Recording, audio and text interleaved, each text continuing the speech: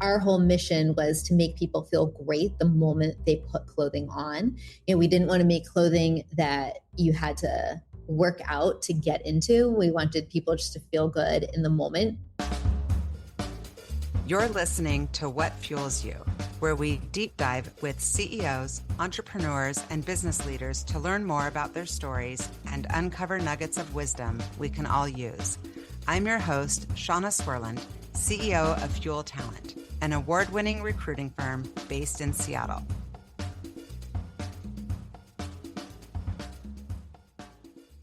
Today's guest on the What Fuels You podcast, Michelle Wahler, is an entrepreneur, business leader, and mother who co-founded the active lifestyle brand Beyond Yoga in 2005.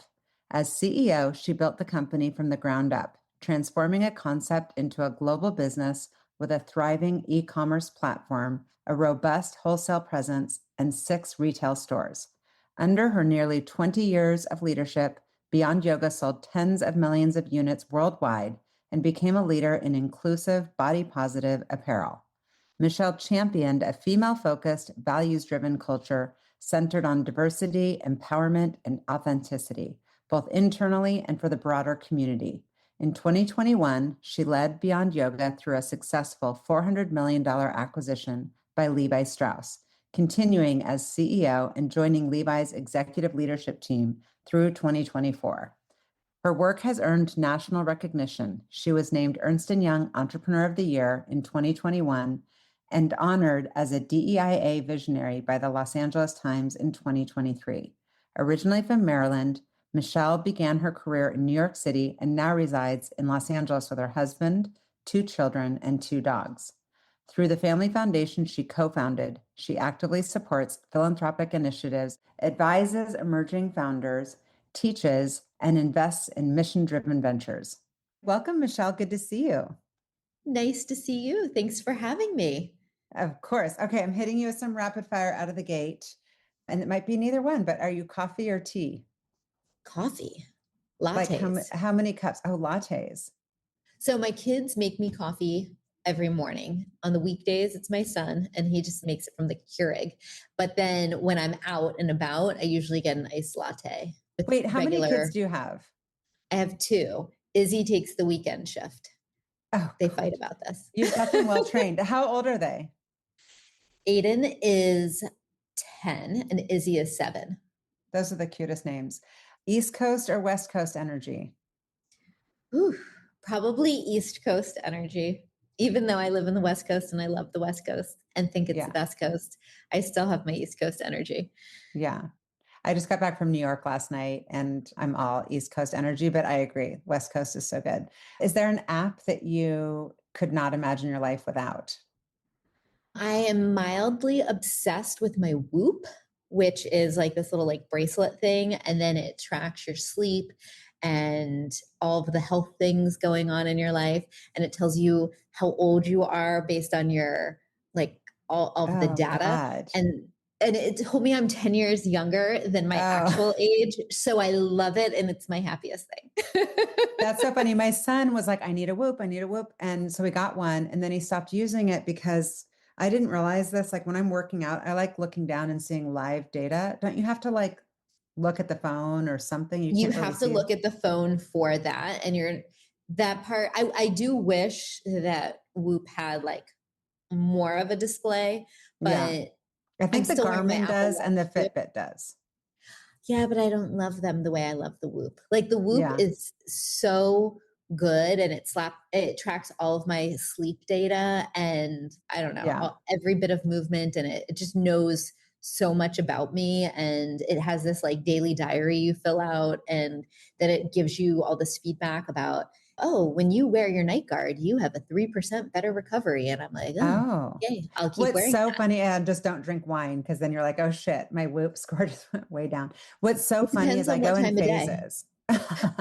I go in phases. I'm either so in it where I'm 16 supplements in the morning and 16 crazy and all about my Fitbit, or I completely get annoyed by all of it. It's too much. So I love that you love that. What is a splurge that you would say that's always worth it? I've got 2. Anything having to do with your health and travel. Yeah. So creating memories. and moments. Exactly. Exactly. And is there a book that you have either read more than once or that you find yourself recommending to your friends? There's a really good book that I have listened to on Audible a few times, and it's Die with Zero. Oh, yeah. And So two of my friends are literally obsessed. I think I'm having no problem spending money, but yes, I love it's literally like you don't think that you need as much as you need, and you've got to create yeah, moments like in your and and that decades are worth certain represent things, I exactly. guess. Like everybody thinks that when, you're going to like work for this long period of time and then in your retirement when you're of whatever age, you're going to go out and do all these things. But the reality is you're more likely to enjoy that money when you're younger. And by the time people actually stop working, and then maybe their health isn't where it needs to be for them to be able to enjoy it. And so just, how, like people say right now, would you trade places with Warren Buffett tomorrow?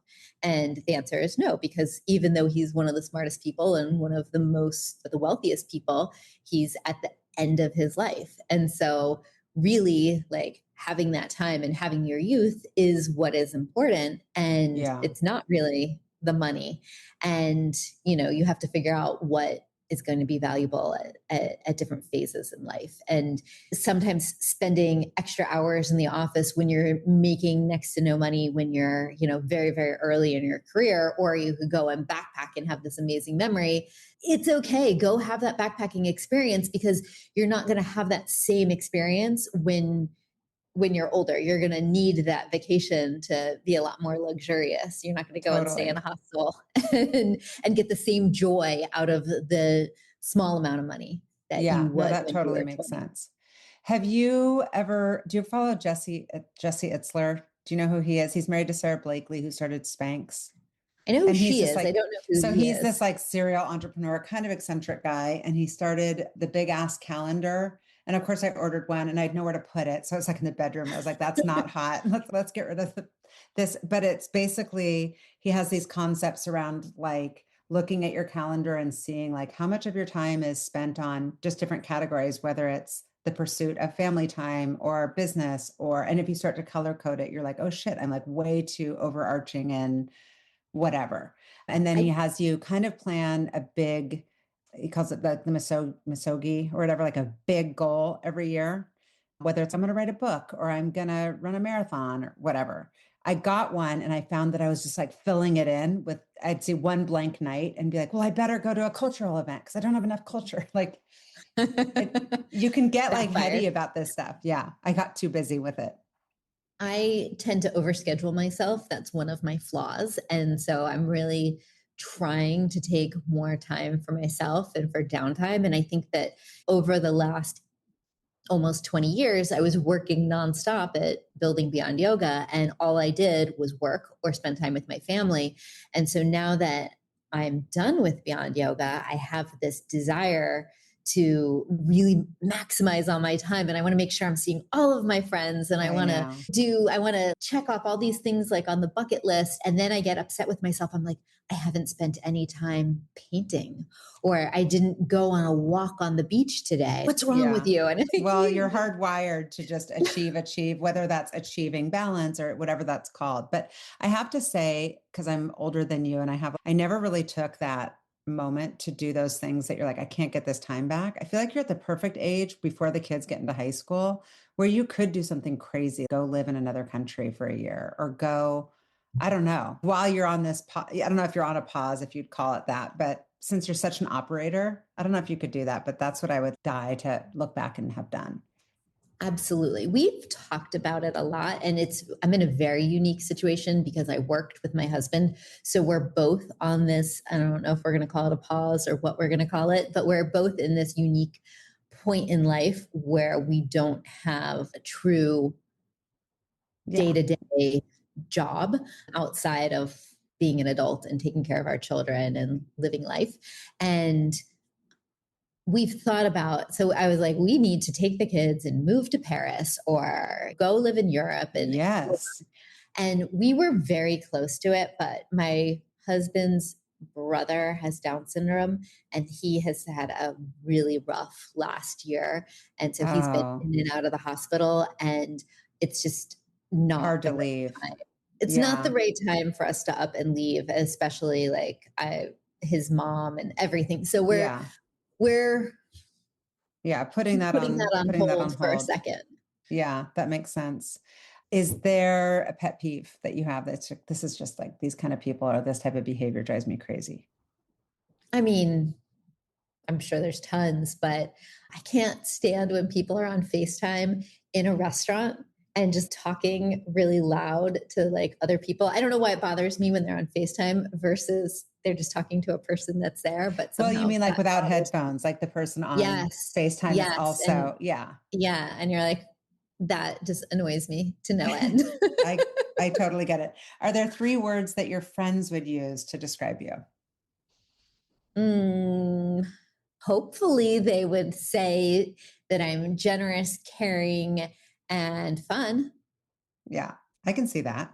I have I've had, I don't know, Nick would know, but however many podcast guests, 275 or something. And you're one that I have so much admiration for what you've built. And on top of it, I'm like, I want to be friends with her. Like I can see you having so many friends that want your time and how you spread yourself among them. Are you one of those people with just a shit ton of friends?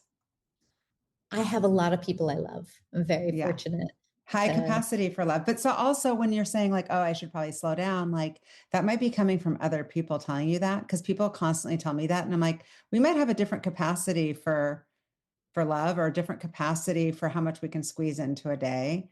I think you're just hardwired a certain way. I am, but I'm also just trying to figure out like what's the best way to spend my day and what's maximum effort look like. And even though if you talked to me a few years ago, I would have told you like I never wanted to leave Beyond Yoga, and like I just could not imagine my days not at that company and building that.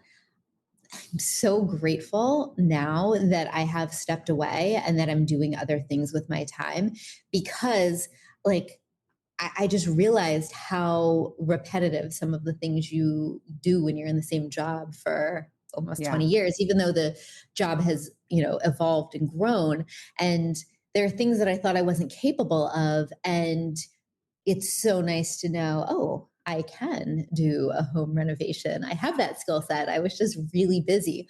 Or one of the things that makes me so happy is talking to other founders or talking to students who are like at the beginning of their careers, and making time for those people has brought me so much joy. And I never would have discovered that before. But Yeah. I I'm excited to get broke into myself that. solid. Yeah. So tell me about like little Michelle. I always am curious, like, I have a lot of friends I've had since preschool. Like I know the same people and we've kind of stayed in touch and I kind of am the same, like this adult version of me. If I knew you back in 5th grade, was it the same? What was your vibe back then? I think I was really shy and not very self-confident and not not super sure of myself. So I think that I was a very different child than I am adult, but I think Yeah. that's also why I'm always trying to remind people how great they are, because I know that sometimes you can be amazing and just need someone to bring you out of your shell a little bit. Tell me about, you grew up in Maryland, right? Mm-hmm. And you have siblings? I have a brother, and he was 6.5 years younger than me. So it wasn't like Yeah. I had a lot of my childhood where I was by myself. And then, we weren't at my kids are 3 years apart. So they're in school together. I never had Yeah. that experience with my brother, but I grew up in Maryland with my mom was amazing. She was always around. My dad was an entrepreneur. So my dad had a company called Kent Mill. It was originally Kent Mill Records, and then it became Kent Mill Music. And I loved listening to my dad talk about the business. And it was really fun to go on the weekends and check out the stores and see what was going on. And it, I definitely grew up with this vision that I'd be an entrepreneur with my dad. I thought that I was going to take over and run his business. But unfortunately, I saw my dad lose his business when I was in high school. I think it was high school when everything really started to decline because MP3s came out and there was all of Best Buy and Circuit City were getting into selling CDs like at like pennies above cost just to drive people into the stores. So it really put people like Camille Music in a very uncomfortable position. And my dad ended up, losing the business that he built. And I think that was really sad to watch. And why I also saw him try to like reinvent himself. And that was hard for him. And, I saw what that did to my family. And I saw, my mom had been a hairdresser and she had stopped when I was born. And then she like went back to work. And then I got to be the one to stay home and take care of my brother. It definitely changed a lot of our family dynamic. I saw my parents lose their home. There was a lot then that happened and definitely shaped who I am. Yeah. Yeah. And did it make it like, was there ever a chance that it was like, hey, honey, like we know you want to go to college, but we're just not sure that's in the cards? Or had they saved up for that? Were there the basic needs that they could still take care of?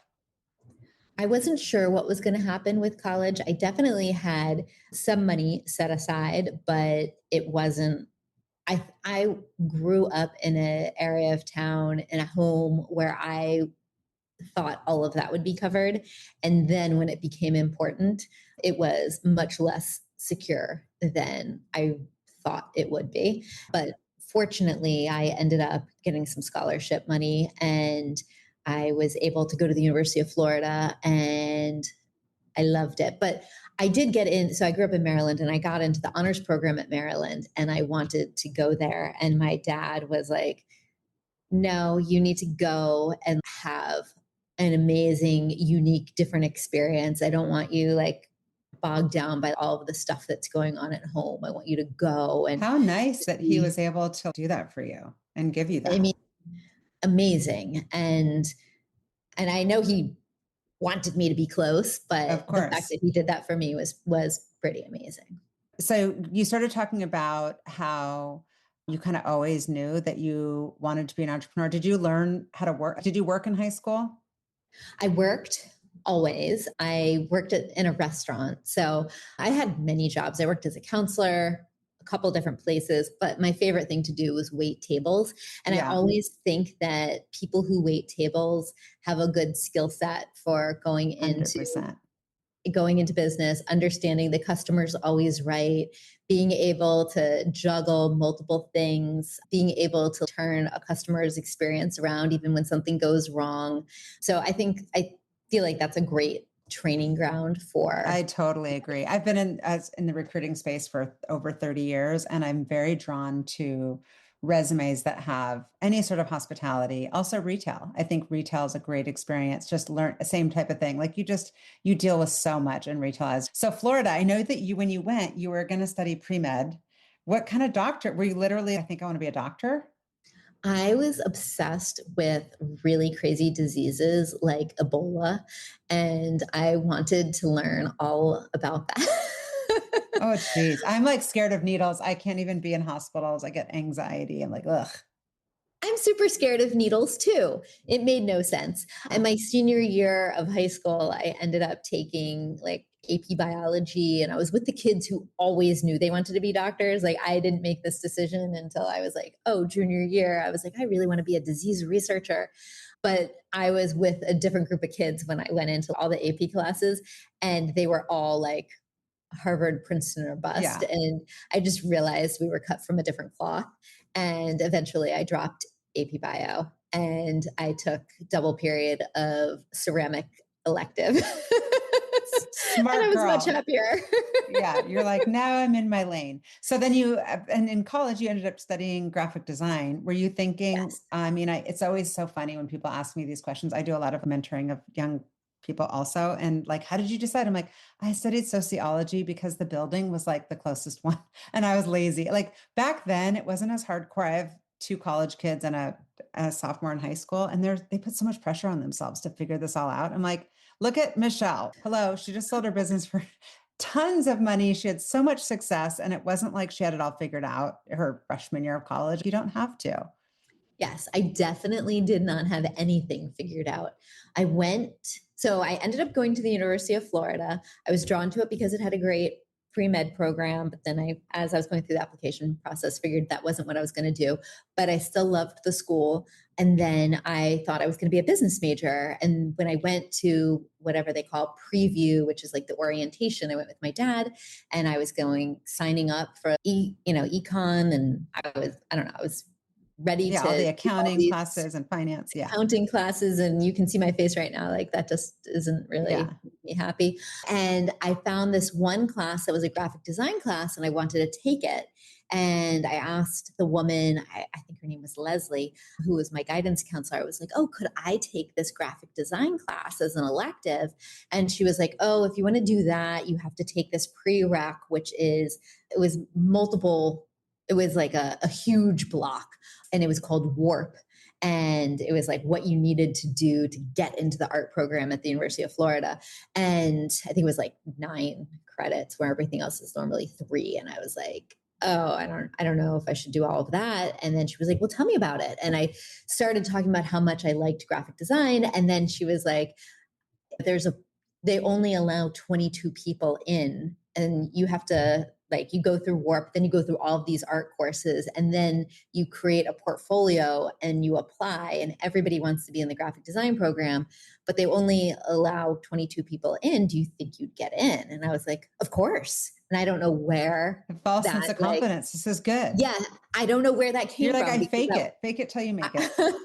It just came out of me. Like, I thought I was going to get in. And she was like, well, you're so excited when you talk about this. I think you should do it. And she sent me over to the school, and my dad was with me, and he was a very practical person, and he totally supported it, which I was really surprised by. I thought for sure he'd want me to go the finance route, but I ended up going graphic design. I spent 2 years doing all these like fine arts classes that really wouldn't translate into much if it didn't pan out. But fortunately, I did get into the graphic design program, and I loved it. And I love that. So do you tell younger kids, do they ask you, I know you're mentoring a lot of founders, but are you also talking to college age or high school age kids, even your friends' kids, about what to study, and what is your advice? And do you even think college matters these days? I absolutely think it matters. I think it's, I was at USC last week. I got to be the guest speaker in one of the MBA classes. And, I told all of the kids, I was like, I'm so happy for you guys that you're taking this time and investing in yourselves and learning these things, because even though I, have come very far in my career, and, I have achieved things that a lot of people would love to achieve, I still have a lot of doubt in myself. And I remember once we sold the company to Levi's, I was, go into these meetings, and I was part of the executive leadership team. And I just kept thinking, I'm probably the only person in here who doesn't have an MBA. And then we'd be in these group discussions, and I would, blurt out what I thought, because I'm very impulsive and instinct driven. And then I was like, shoot, is this something they taught in school, that like everybody else knew the right answer and I'm the only one who thinks this? But so I think it's nice to have that experience, just to help give the confidence that that it. But I know that obviously most people don't need to go through all of that to have that level of confidence. And I don't know. Totally. Well, the kids, obviously if you're going like investment banking or consulting, everybody comes on campus and does the kind of on-campus recruiting. I flipped a coin between San Francisco and New York after college, and Me it too. landed on San Francisco. So I went to San Francisco, but I always knew I wanted to get to New York. You went right to New York, right? But I thought about going to San Fran, and I wanted to, but jobs panned out in New York first. Yeah. So did you go to New York with a job, or you landed there and were like, okay, got to figure this out? I'm trying to remember. I know you were like, did you have a support system? Who was your roommate? How did you know what you were doing? Okay. I didn't have a great support system. So some of my roommates from college were moving to New York, but one was going to go to law school and one was going for grad school to be a dietitian. So they've already had like where they were going to be kind of established. I decided I was going to come to New York, and I can't remember if I had the job before I got there or not. Was that the job at People? That was the job at People. Yeah, that's like the covet. I mean, I was No, recruiting in New York for years, and those are the coveted jobs. But to be totally frank, all those I jobs did like not Condé have the job. Nast, you didn't. Now I You got it remember. there. No, Yeah. I did not have the job. So I moved to New York, and I remember I had gone up. I had never even been to New York. And then when I graduated from college, I just had the idea that I wanted to go to New York because my two best friends were going.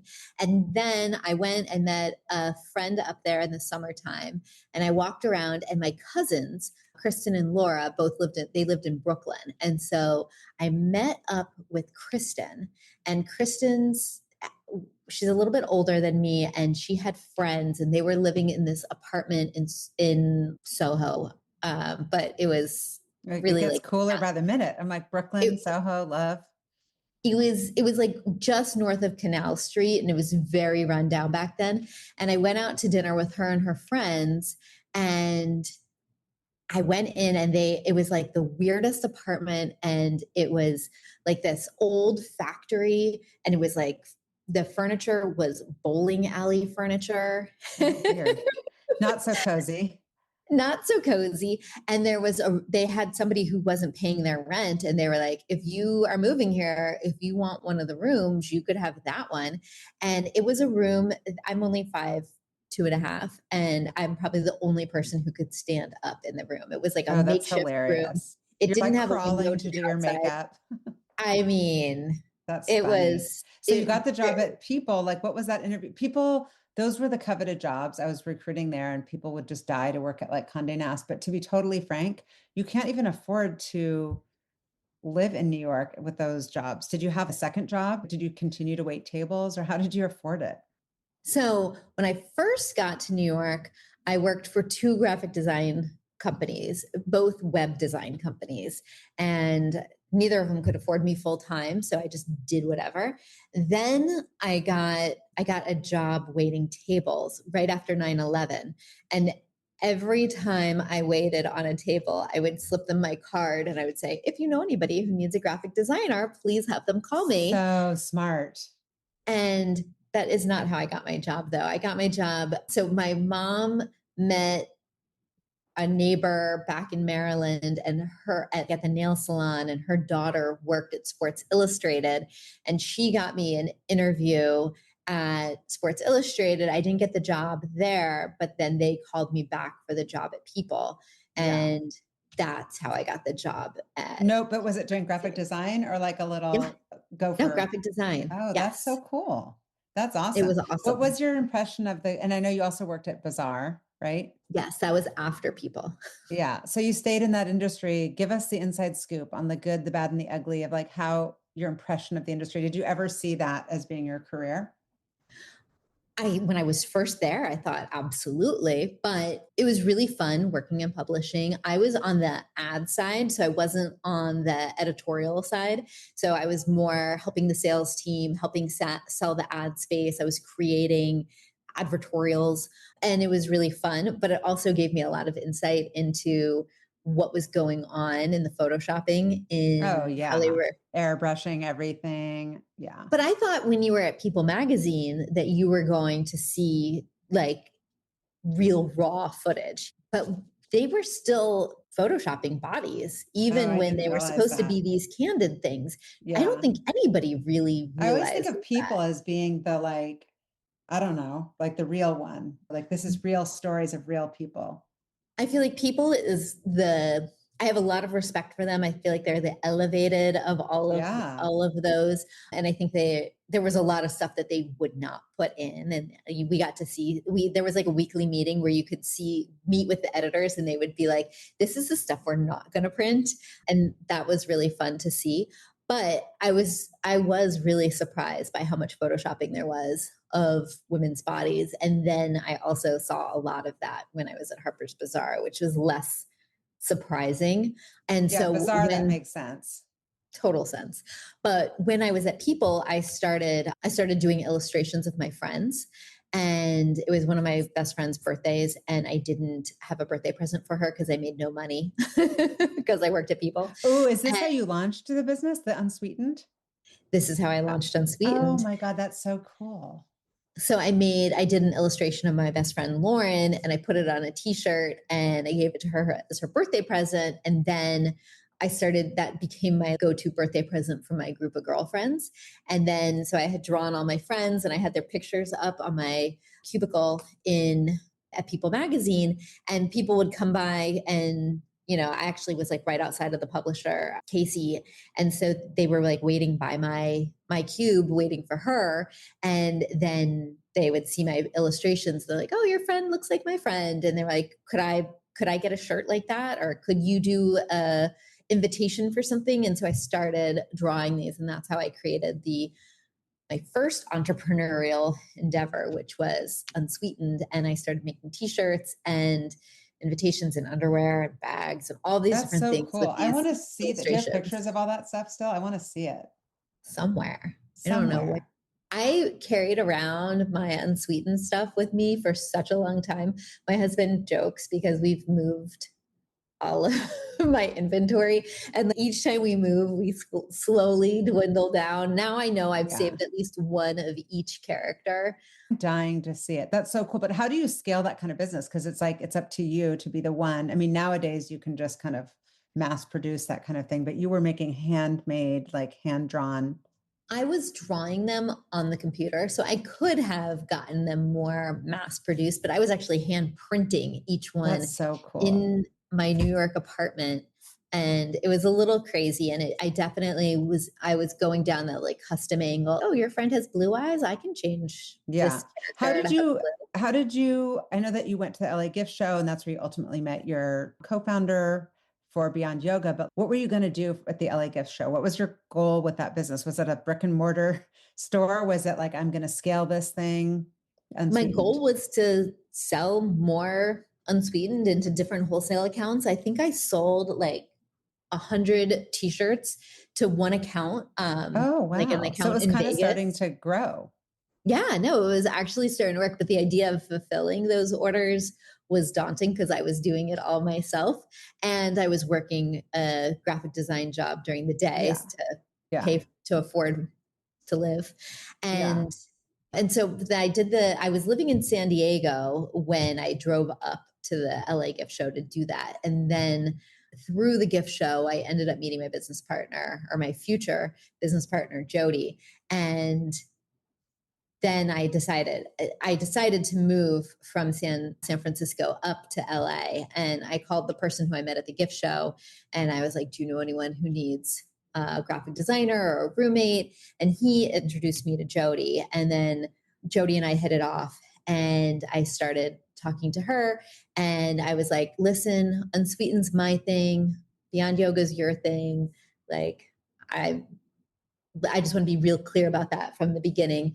And very quickly, I fell in love with the concept of Beyond Yoga and pretty much put everything about Unsweetened on hold and just put all of my effort into Beyond Yoga. Where was the activewear business at that time? I know we're talking 2005. And so the idea was body positive activewear, but like what else was out there and what was it about this idea? Lululemon had just surfaced in LA. I feel like they had that like Santa Monica location, but it wasn't super well known. Hardtail was a big deal at that point. Oh yeah. Prana was. Prana was around back then? Mm-hmm. Interesting. But there wasn't that much. And I think people were working out in big sweatshirts and old t-shirts and like people didn't really think about gym attire as a look or a time to be fashionable. And our whole mission was to make people feel great the moment they put clothing on. We didn't want to make clothing that you had to work out to get into. We wanted people just to feel good in the moment. And I remember just that all of the clothing was designed for very, very small women, tall, small women, tall, thin, yoga body, model-esque women. And so we wanted to make things that were for real women. And we also wanted to make layering pieces so that you could transition throughout your day and not feel like you had to like run home after the gym and because The we whole wanted to make your costume outfit look change. Yeah. cute. Let's just Yeah, transition to the grocery store all the way to grab a glass of wine with a friend. And yeah. exactly. So from the very first collection we put out, layering and making pieces that were like transitional, that was a big part of it. Yeah. I'm pretty obsessed with that first few months of talking to people who are entrepreneurs about the business. So she had this idea. Was it already like a fully baked, already named business, or did you guys come up with the name together? And how did you decide all the things? She already had the name. I was helping her. The reason that my friend Brad, who I met at the trade show, had introduced us was he was like, Jody could use help with trademark.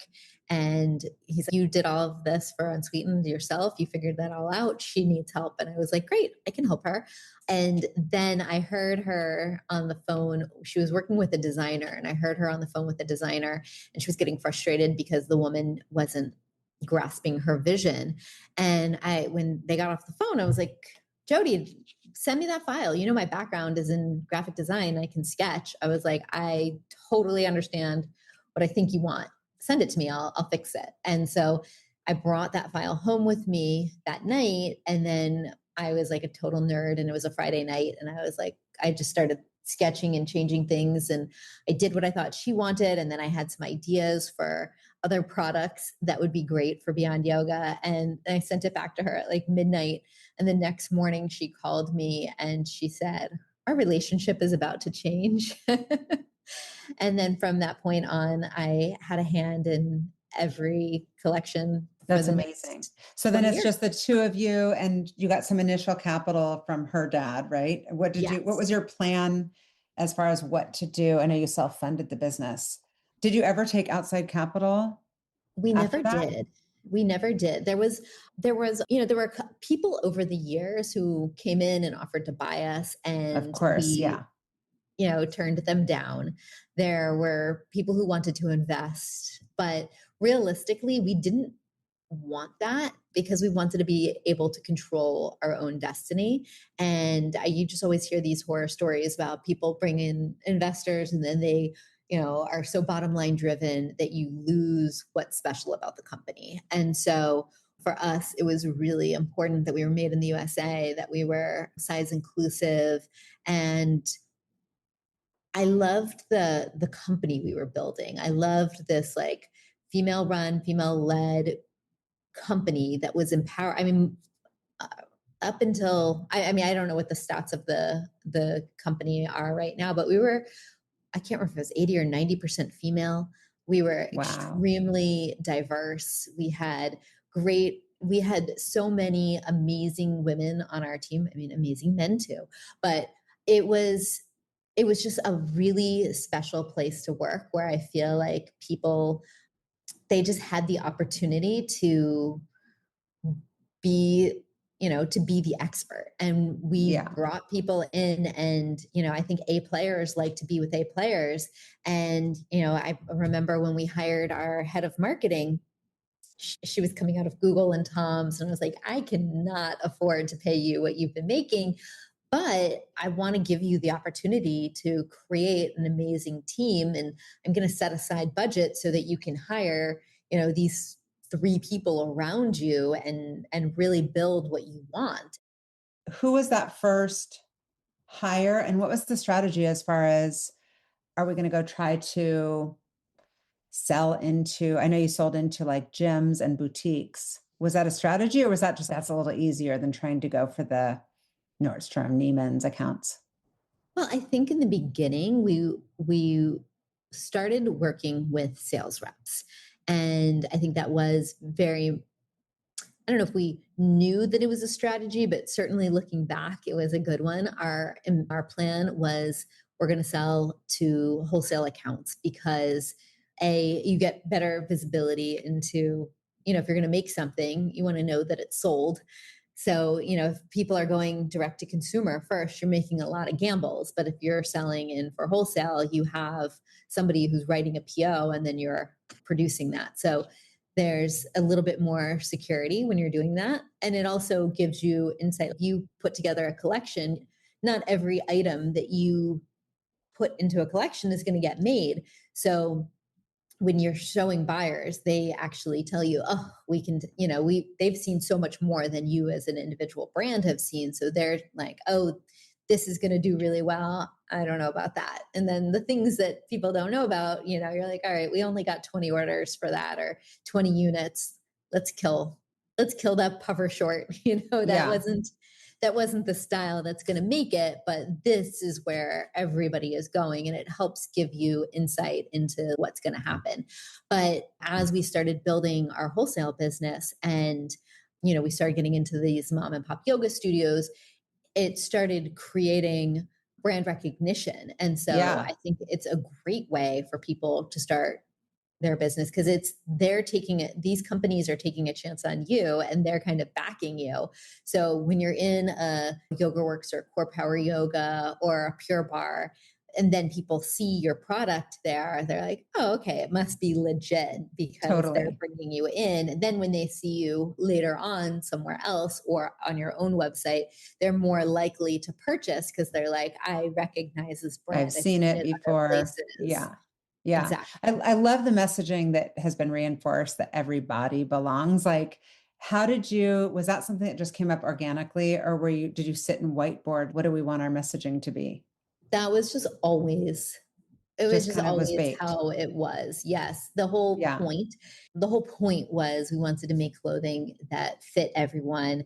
I went into Lululemon and I was like, I didn't feel comfortable putting on their clothes. I typically was wearing like a size 2. And when I went in there, I was wearing a size 6. And I was like, this doesn't make me feel this good. Is bad for the ego. It's not like my Whoop who thinks I'm like 25. That's hilarious. So you did a full size run, double XS, all the way up through double or triple XL. We did, not from the very beginning. In the very beginning, I think we went from extra small through extra large. And people were like, we don't need large. We don't need extra large. And we're like, yes, you do. And I had to convince people to buy it. And I had to convince my manufacturing partners to produce enough of it because they were like, well, we don't want to produce 10 of something. And I was like, well, I only need 10 of the extra large, but we need to have it because it's who we are. And eventually people will know that we have it. And then those numbers will grow and I'll make a lot of them, but I need your help and I need you to make 10 of these for me. That was a super smart bet. I remember when we spoke on the phone, you were telling me, and you completely lit up when you were talking about it as if it was like that day, about the time that you first touched the space dye fabric. Oh yeah. Tell me, I mean, then, and I hadn't bought the leggings, the space dye. And then as we were on the phone, of course I ordered them. And I'm the kind of person who, once I'm into something, I like scream it from the mountaintops. And I've been like, everybody touch these, feel these.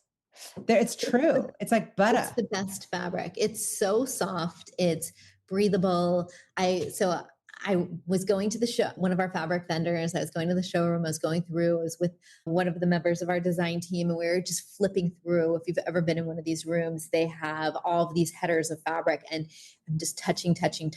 And when we came across the space dye, I was like, what is this? This is so good. Like, this is what everybody just wants to be draped in. Yes. And they were like, oh, you don't want that. That's way too expensive. And I was like, yes, I do.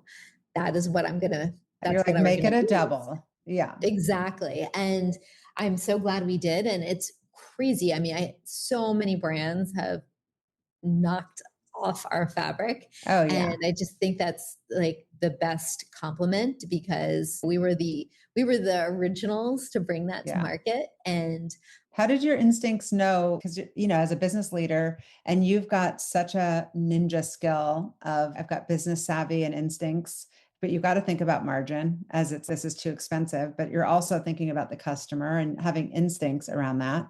How did you know when to trust your gut or when to look at data? I think you always need to do a little bit of both.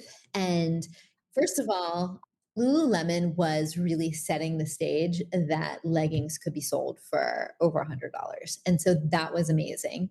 And I will forever be grateful to them for making that normal for Industry women. standard. Yeah. Yes, that was very expensive at the time, and it really changed things. And so when we first started, the first fabric we started with was called Supplex, and it was actually very expensive as well.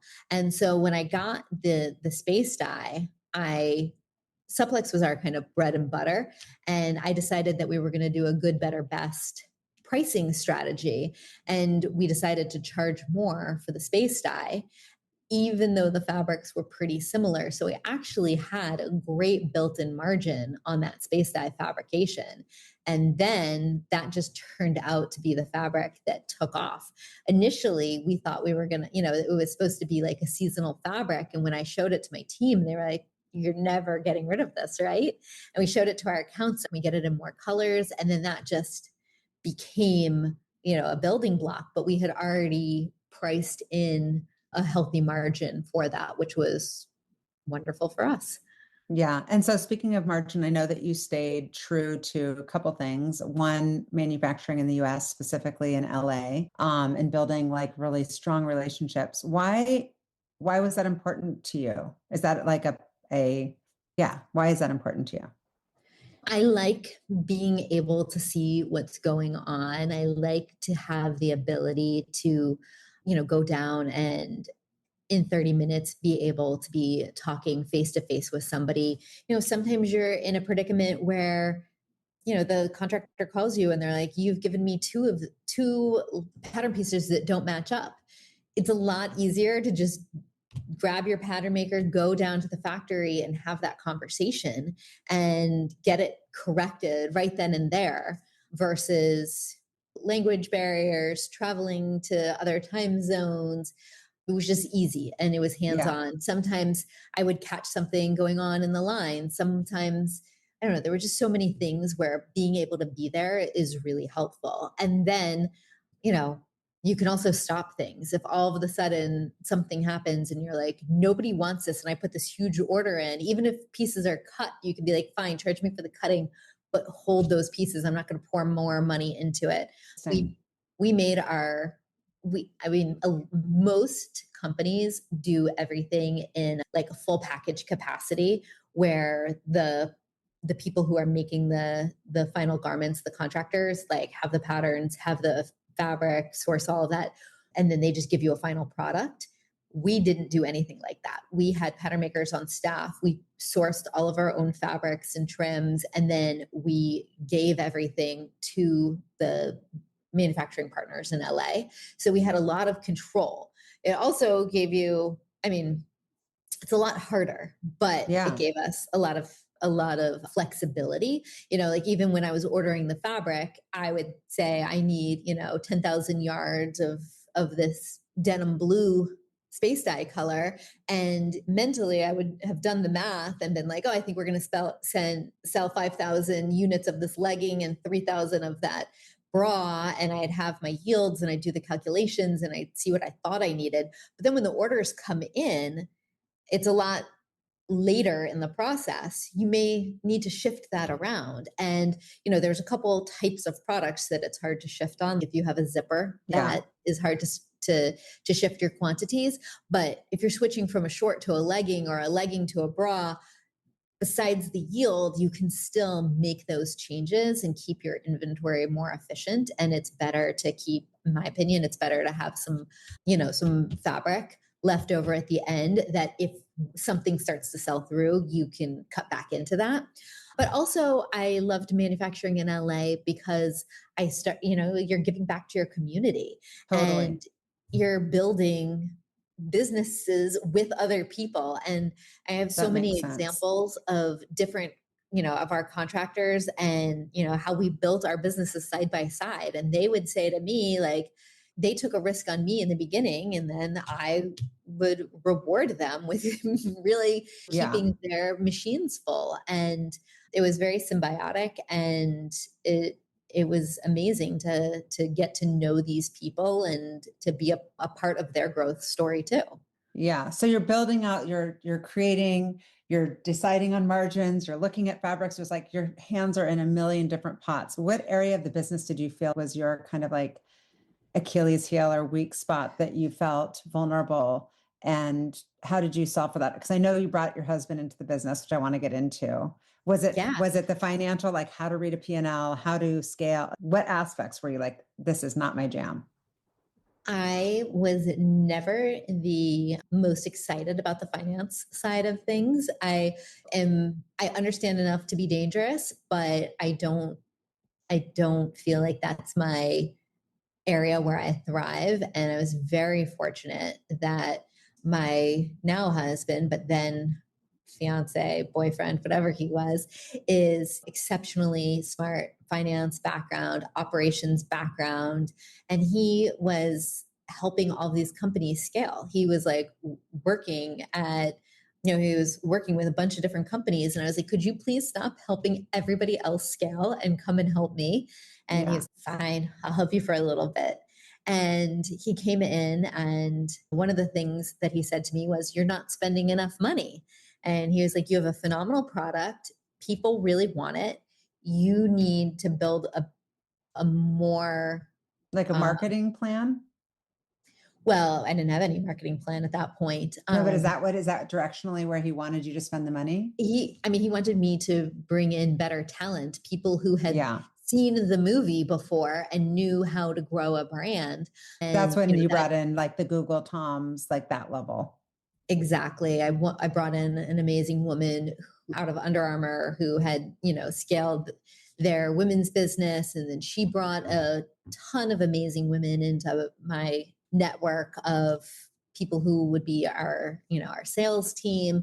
Then, it just, as we brought great people in, they also wanted to bring more great people in. And it just started to be like this, like groundswell of amazing people coming together for a common goal. And I think that everyone really loved the brand mission.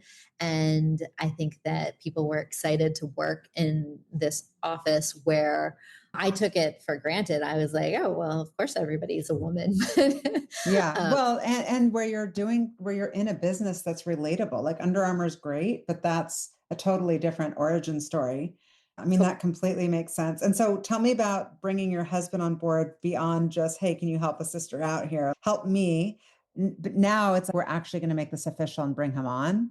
Was that ever something that you were like, how do we not let that spill over into losing our marriage relationship, our romantic relationship, where like you're 24/7 talking about the business? Okay, so in the beginning, when we first started dating, I was spending most of my time on Beyond Yoga. And he was, at the time, working at the very beginning, he was working at MGM. They were going through a bankruptcy, and he didn't have a ton to do on the day to day. And he'd be like, want to go to grab lunch? You want to do this? You're like, do that? No. No, I was like, I can't go to the movies in the middle of the day.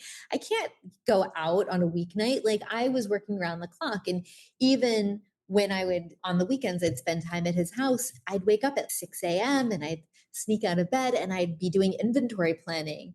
And he was like, what are you doing? And he was like, show me how this is. I feel like I could make this more efficient. And then he'd build me like a tool that would help me. And he started building me all these different, because he's great at Excel. And he was like, look, we just load this in and then I'll code it like this. And then it's going to tell you what you need to buy. And I was like, all right, I like that. And he's like, now will you come back to bed and snuggle? And I'm like, okay.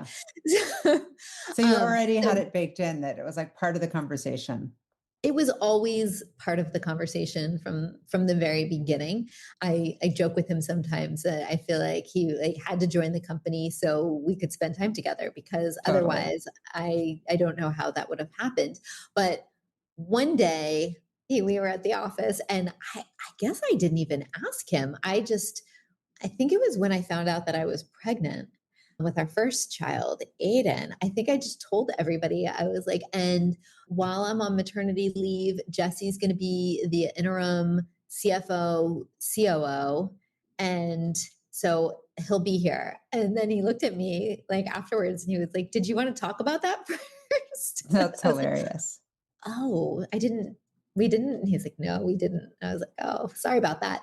But I think he really enjoyed building. I think he loved working at Beyond Yoga. I think he was fantastic at it. I think he looked at things in such a smart way and really helped us grow and really helped us scale and encouraged me because I think I was such a, what's the word, cautious entrepreneur. Like I I was really going to didn't. say the thing that we don't want to hear, which is not control freak, but like you're like cautiously kind of like, can I do this? Should I do that? And your instincts tell you one thing, but to have a finance person who's 100% in your corner modeling Yes. it is, oh, that gives it like Yes. validity. And especially knowing my background, that I saw my father lose his business Of and I saw course. how quickly that could happen.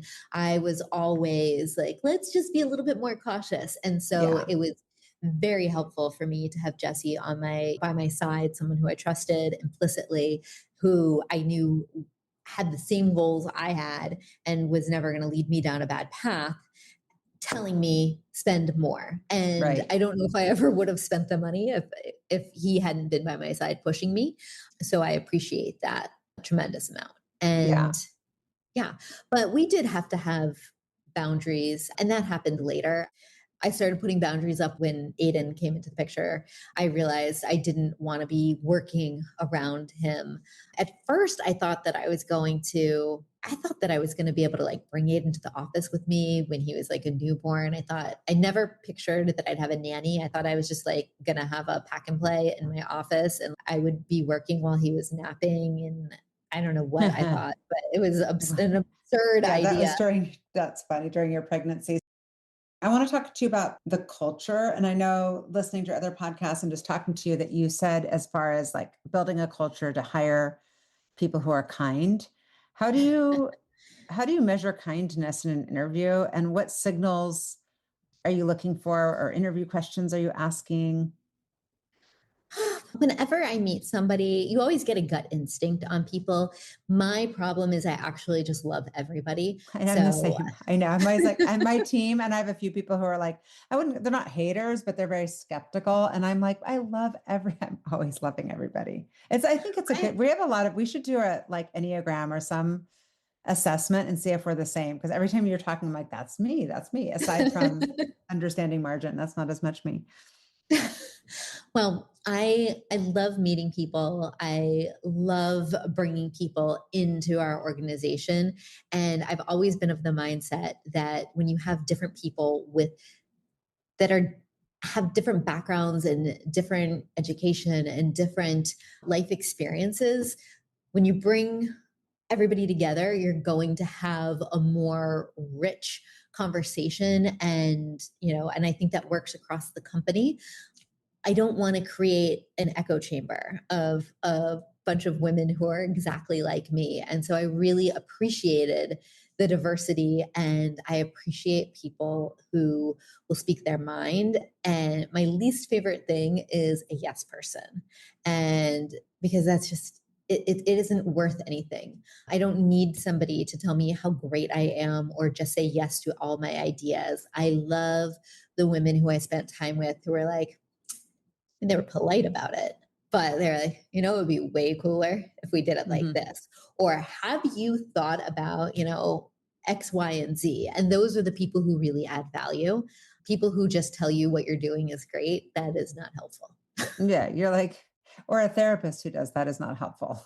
That they're just like, Exactly. yeah, they're reflecting back what you're saying. I'm like, give me some insights. So, are there Exactly. ways that some people, some CEOs or executives I've heard of, like they take people out to restaurants and see how they treat the wait staff, or they ask the receptionist, like, how were they in the waiting room, or see what kind of follow through they have. Are they gracious and do they have empathy around whatever it is? I got interrupted and I needed to take a call. How did you measure it?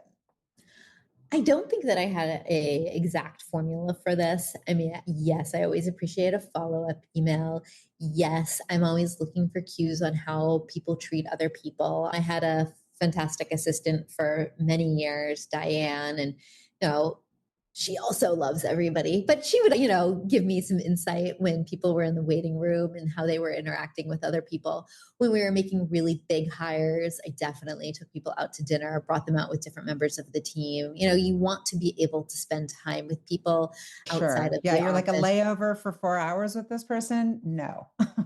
Or whatever. Exactly. Yeah. If you can't sit on an airplane from California to New York and feel excited to talk to that person, it's probably not a great idea. But my biggest strategy when I was hiring people was just trying to scare them. I never sold the opportunity. I always found myself in a position where I was like, let me tell you how hard this is going to be. We don't have this. This is how crazy it is. I don't know if you're up for this. Let me just be real honest because A, I wanted people who were not afraid, and B, I didn't want to get someone there. That's not the ultimate goal. The goal is to keep people there. And if I got someone to leave their job and come and join me, and then they really weren't a good fit for our team or our culture, that was a disservice to everybody involved. And so Yeah. we put a lot into training people who we worked with, and the people that we brought on. There's quite an extensive onboarding, and it takes a lot of energy from not only myself, but the entire team. And then if you lose that person very quickly because they weren't the right fit, that's a waste of everybody's time. So I definitely would rather spend more time interviewing, getting to know, slow to hire, but quick to fire. I'm never quick to fire, but I It's always so wanted to hard. be, always wanted to be. I And know. when And there's after someone you who's, do, when you have to part ways with someone, I always have found it's like, I made such a bigger deal of this. And if you're gracious and kind about it, people are usually like, I was feeling that too, this, whatever it is. yeah, and Um, you're not that special. You're not the only job opportunity in town.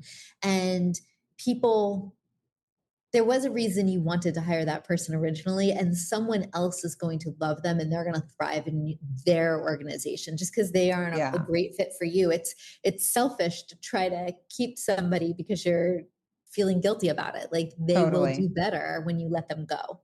Yeah. So having a team of like almost all women and then you're a mom, how do you think that shaped kind of how you looked at policies around maternity leave or policies around, understanding that somebody needed to maybe take off at 4 to go see Sally in her play, whatever. I'm Yeah, giving a random example. I definitely think that it shaped who I became as a leader. I think I was a better leader later once I was a mom. Originally, I was a crazy workaholic and I would get up at 6 a.m. and I would work until I went into work, and then I would spend all day at the office and I Yeah, your would whoop get wouldn't like home. that today. No, my Your whoop would whoop be would be like, so stand mad. up and take a walk. Exactly. My wolf would be so angry. But once I had kids, my whole world changed. And I really wanted to, I had a nanny that came, I believe she showed up at 9 o'clock. So I would, I'd be up with Aiden from whatever time he woke up, which was normally like 6:30. And I got that great time with him. And that was my time, my family time, right? And then once I got in the car, I was like completely switched into work mode. And then I needed to be home to relieve the nanny. And so I'd be home by 6 o'clock. Yeah. And I never walked in the door on my phone. And I always told my team from 6 o'clock until my kids go down at 7:30, it's not that long.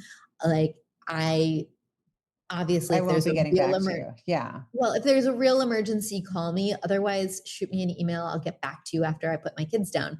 And I was very true to that. At 7:30, I was back on my email. I was back on my computer, and I was responding to people all night. I tried to a lot to work with. I use Boomerang, which is my one of my favorite extensions. I Um, remember you telling me about this. I have to incorporate this. it's so good. So you can It tells you schedule like, 'cause when it you're reminds you, right? there's so many things. So the way I used it back in the day was I would write all my email responses, but I would schedule them to arrive in people's inbox at 9 a.m. so they weren't getting bombarded by me in the middle of the night. But That's so smart. But also, if I wrote an email to someone and I wanted a response, I would hit the boomerang button. And basically, if somebody hadn't responded by a certain time, it would show back up in my inbox. So if I was like, okay, somebody should respond to me in 24 hours, I would maybe give them 36 hours and then it would be Yeah. back in I my think I actually inbox. looked into this after we spoke, and I think it was like limited maybe to Google, and they didn't have it You for can Outlook. you can get it for Outlook. I did not enjoy it as much on Outlook, Yeah. I have to but look at it there is after a we hang up. version. I But love that. I believe in Google everything. I And know. then It's a huge they have a transition though. calendar that now they have a whole calendar situation where you can send people, you're like, oh, here are the times I'm available. And I just look on my calendar and I click, click, click. And then they get it in a little email and then they select the one and then it shows up on both of our calendars. And Yeah, it's that saves Calendly. me It's a ton. perfect. I love I that. love Tell it. tell me, Michelle, about you thought it was probably some sort of, I don't know if you thought it was like just something minor, but I remember when we spoke, you're like, I almost didn't really even look at it, the email that you got on LinkedIn from Levi's.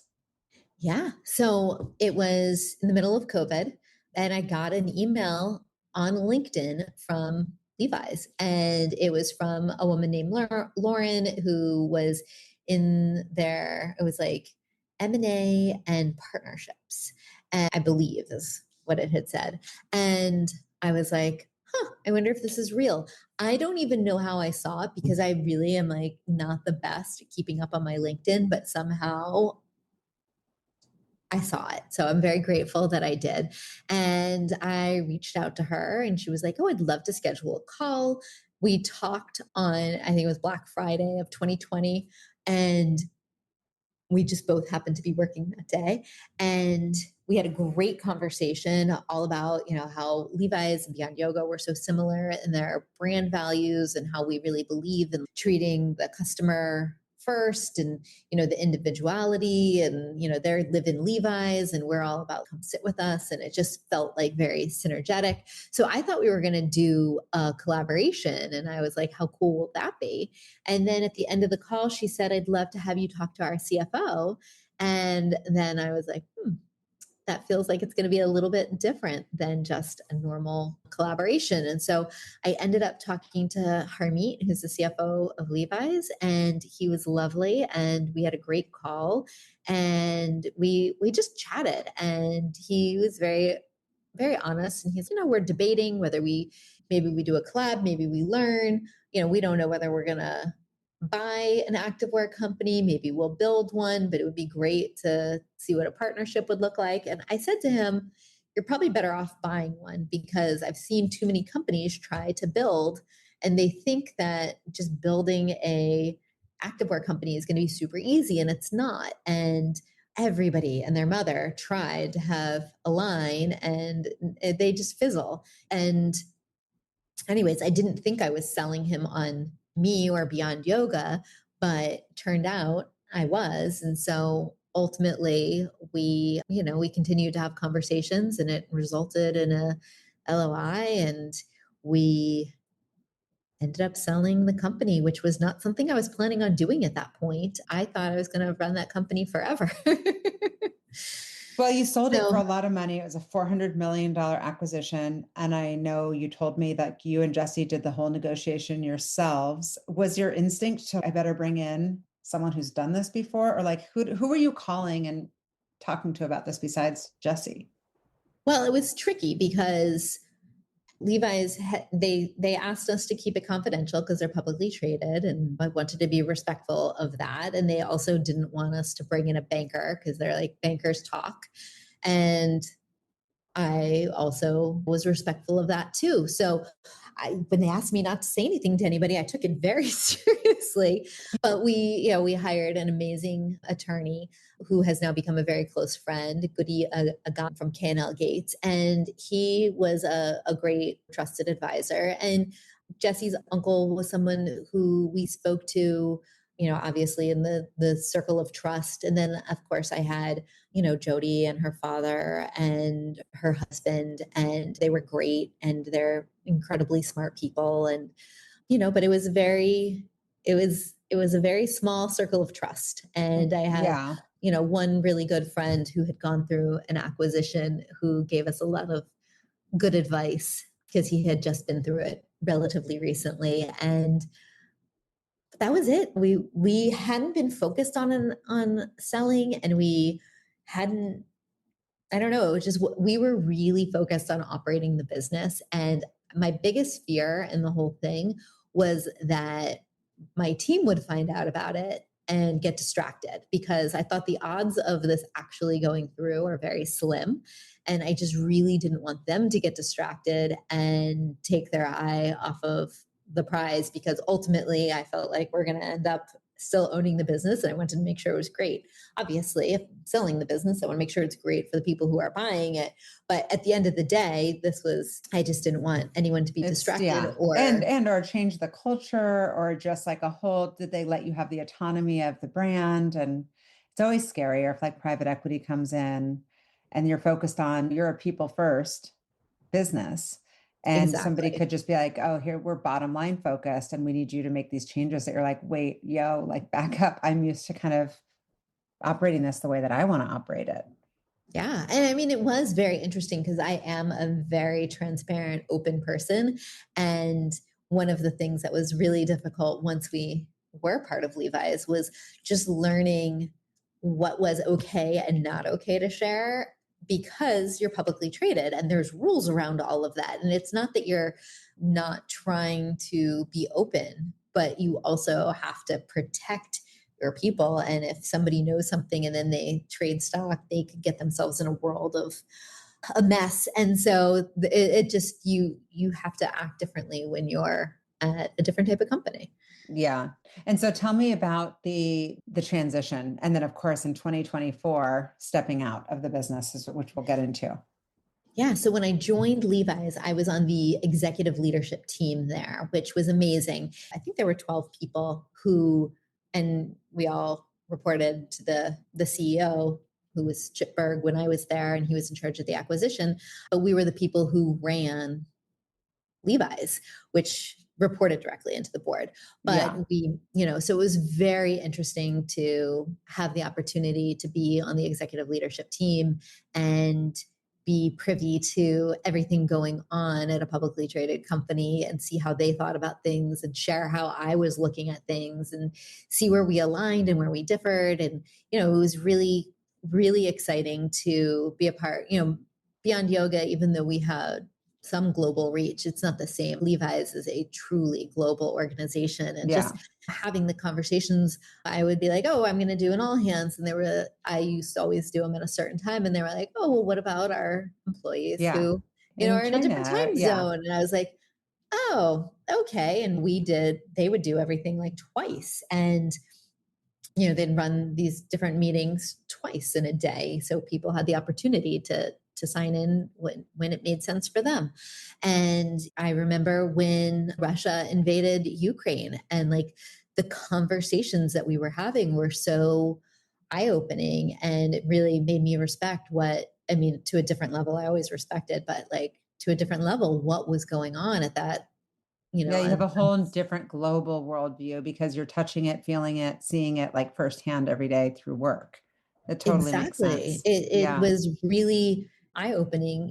We're having conversations about, all right, how are we going to protect these employees that are in Russia? We have teammates and they're in Russia. And if we pull out of our business, what happens to them? Or looking at how the value of the dollar is impacting the whole financial process. So you probably learned so much. It was a very educational process for sure. Yeah.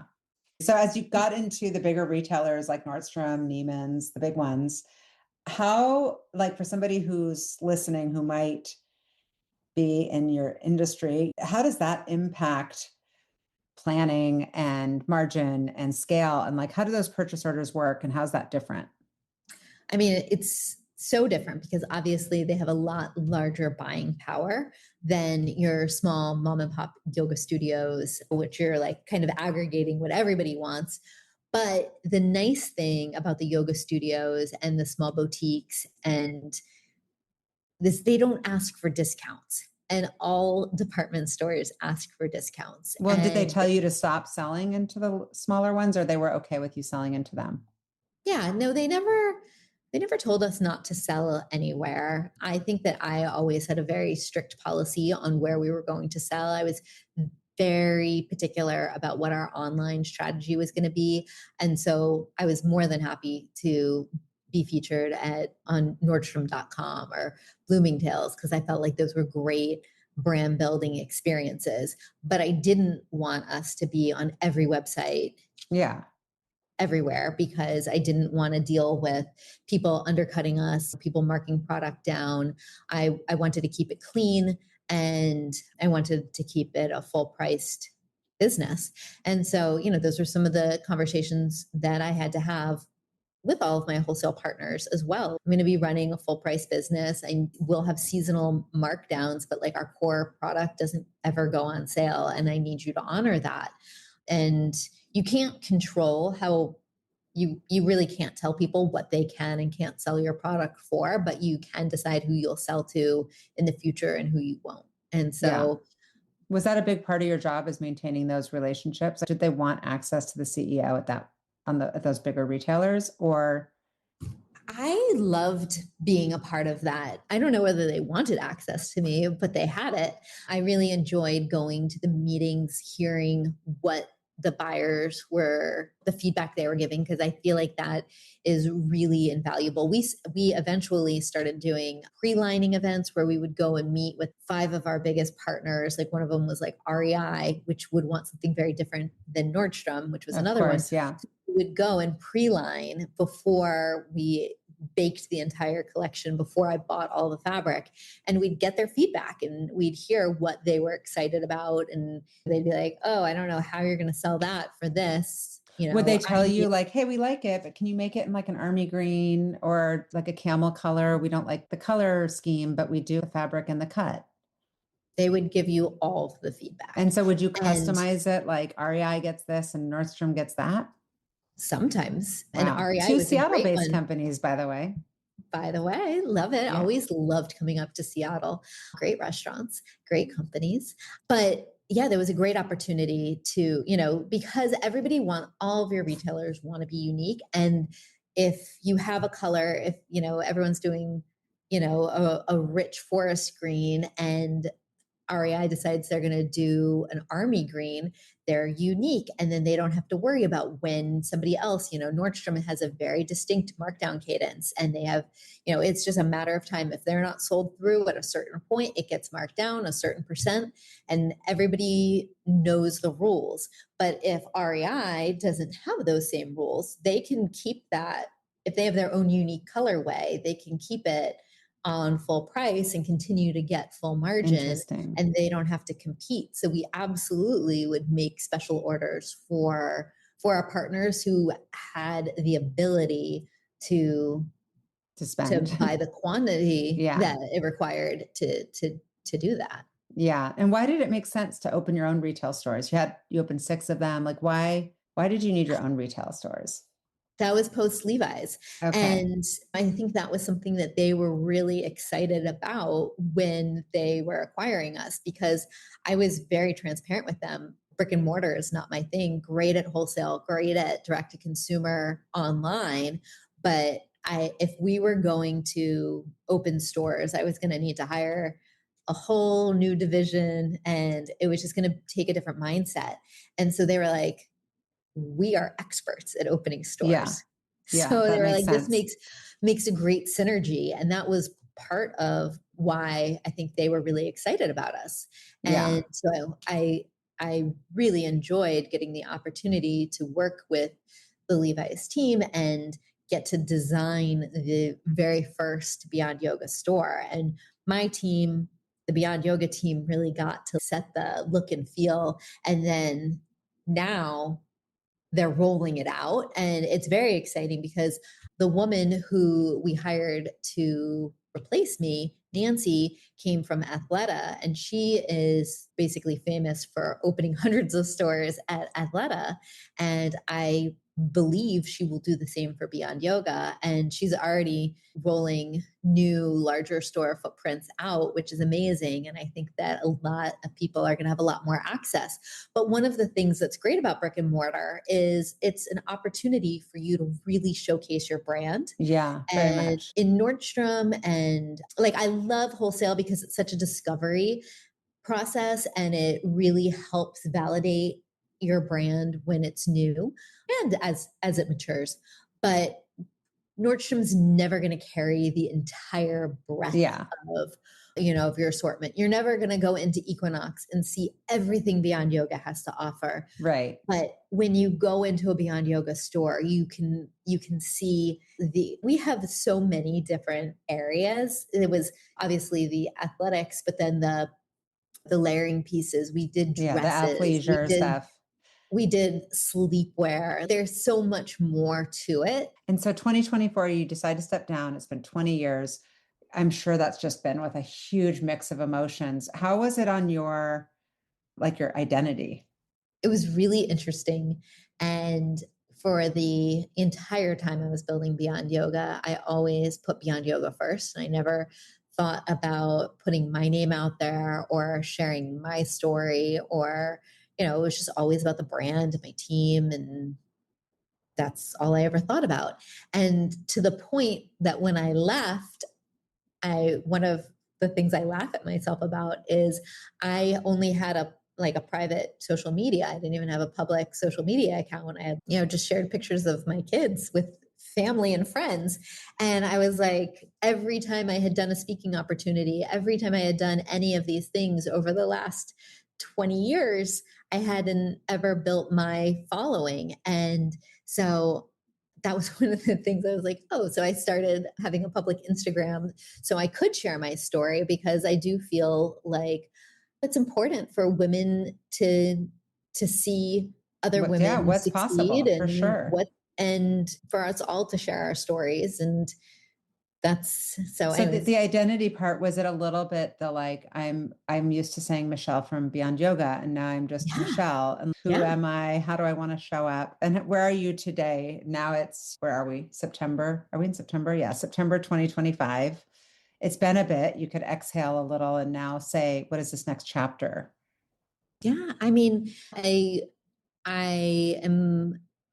I'm really enjoying my time. I'm loving having the opportunity to give back. I love the fact that I'm able to connect with all of my old team members, but in a way that I couldn't before, because I was always their boss. So now I get to be even more of a support role to them, as people have left or made changes in their lives. I'm able to help them find jobs. I'm able to go out and speak. I fill my days talking to female entrepreneurs and people who hear me on different podcasts. People write to me on Instagram. It's Michelle.Wahler on Instagram, nice. Wahler. And then I just tell them, we schedule time, and I basically give everybody who reaches out to me 30 minutes. And then we see where it goes from there. But it's really nice to meet all of these people, and sometimes just talking to somebody is helpful. Sometimes they need advice. Sometimes they just need someone to listen to them. But it's been amazing to connect with so many different people. That's amazing. It seems like it's the chapter of giving back, because you also started a family foundation. What are the core causes that you're passionate about that the foundation is giving back to? We're really focused on doing things that are going to make the world a better place. I know that sounds really cheesy, but we could use it. The world could use it right now, Michelle. There's nothing cheesy about it. I'm like, bring it. So we've invested in there's an organization called the Bee Girl, and we support her because she's helping the bees, which is really important for our environment. We have invested in companies that are, doing research for different health organizations. We're also figuring out, one of my nieces has a health condition, and she's very young and she has to go and get these infusions. So We're helping build a better facility for children in different hospitals because, we want to make it a more enjoyable experience when a kid is having a hard time. So we're taking it as it comes. There isn't a one area where we're steadfast focused. We're just trying to help where we can, and as the opportunities arise, where we can hopefully make things better for people. My final question for you, because you've been so generous with your time, is what fuels you? I think people, and being around people, helping people reach their potential. I think that really makes me happy. Thank you for listening to the What Fuels You podcast. If you'd like to check out past episodes to hear from more business leaders, go to fueltalent.com/podcast.